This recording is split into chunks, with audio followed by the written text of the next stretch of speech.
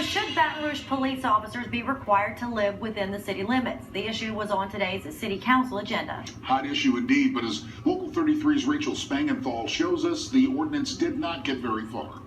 How disrespectful is it if people who are tax-paying, voting citizens of Baton Rouge suggest that we want a residency requirement, and we cannot even be heard on the matter?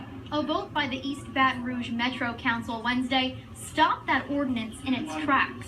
It would require Baton Rouge police officers to live in the city limits starting January 1st, 2017. Wednesday's vote would have sent the issue to a public hearing in August.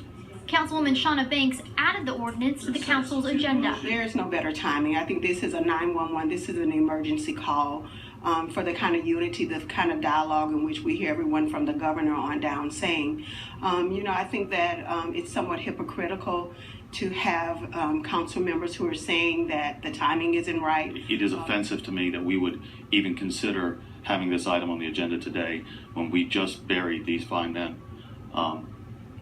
It's very upsetting.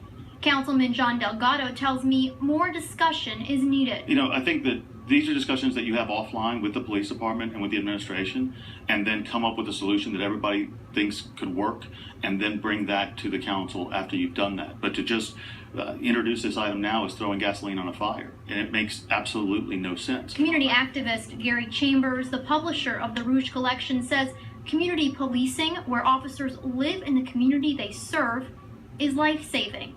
Community policing would have avoided Alton Sterling happening, and therefore we would have never had an outsider come into our community in the first place. Mayor Pro Tem Chandler Loop says Wednesday's decision does not mean the ordinance cannot be reintroduced at a later time, and Chambers says he'll be back. Rachel Spangenthal, Local 33 News.